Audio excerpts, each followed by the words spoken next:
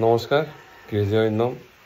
গতকাল সকালবেলায় পশ্চিমবঙ্গের মাননীয় প্রাক্তন মুখ্যমন্ত্রী বুদ্ধদেব ভট্টাচার্যের মৃত্যু সংবাদটা পেলাম যখন,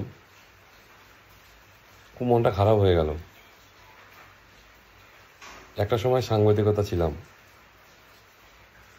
প্রয়াত তপন চ্যাটার্জির হাত ধরে লাল নক্ষত্র, সেখান থেকে উত্তরবঙ্গ সংবাদ, 3 বছর উত্তরবঙ্গ সংবাদে ছিলাম। একবার ময়নাগুড়িতে এক বুদ্ধদেব ভট্টাচার্যির এক জনসভার সংবাদ কভার করতে গিয়েছি। তো আমি জাস্ট ওনার বক্তব্যের শেষে, মানে সাংবাদিকরা যেখানে বসে সেখানে বসেছিলাম, হঠাৎ আমাকে একজন পুলিশ অফিসার এসে বলল, আপনাকে তথ্য সংস্কৃতি মন্ত্রী বুদ্ধদেব বাবু আপনাকে ডাকছেন। অল্প বয়স তখন আমার। বললো, আপনি উত্তরবঙ্গ সঙ্গে কাজ করেন? আমি বললাম, হ্যাঁ। বলে, আপনাদের সংবাদপত্র তো আমাদের বিরুদ্ধে খুব লিখছে, ভালো কিছু তো দেখছে না। আজকেও কি আপনার আমার সম্পর্কে কী কী লিখবেন? আমি বললাম, স্যার আপনি যা যা বললেন তাই লিখবো, আমাদের তো কাজই এটা। তো বললো, হ্যাঁ আমি আপনাদের যে সম্পাদক সুভাষ তালুকদারকে আমি বলবো যে আপনারা খুব আমাদের বিরুদ্ধে লিখছেন, এবং আমার নাম, আমার কোথায় থাকি সেটা জিজ্ঞেস করলো। তো তখন তো আর মানে টেলিফোনে এত ভালো ব্যবস্থা ছিল না। তো আমার শিলিগুড়িতে যাওয়ার ব্যাপার ছিল এই খবরটা দেওয়ার জন্য, পরের দিন যাতে খবরটা বের হয়। তো আমাকে বললো, তুমি কি ধূপগুড়ি চলে যাবে না শিলিগুড়ি যাবে? না স্যার, আমি তো শিলিগুড়ি যাব।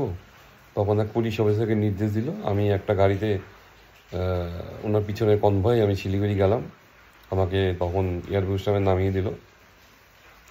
আমি আমাদের তখন বার্তা বিভাগের সম্পাদক ছিল নিধিভূষণ দাস, তাকে দিলাম, ওনাকে বললাম। এবং পরের দিন সংবাদটা বেরিয়েছিল, এখন আমাদের সেই সংবাদপত্রে কাটিংটা আছে।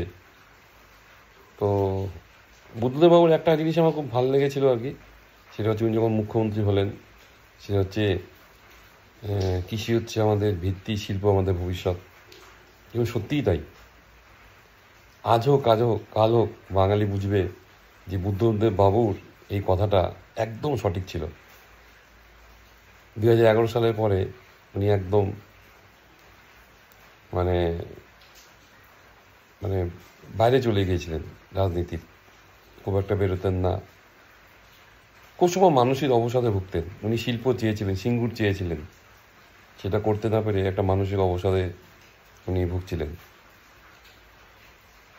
তো আমি রাজনীতির লোক না, রাজনীতিতে খুব বেশি কথা বলবো না, তবে আজ হোক কাল হোক বুদ্ধদেব বাবুর এই স্লোগানটা মনে পড়বে আমাদের বাঙালিদের। কৃষি আমাদের ভিত্তি, শিল্প আমাদের ভবিষ্যৎ। ভালো থাকুন বুদ্ধদেব বাবু, যেখানে থাকুন।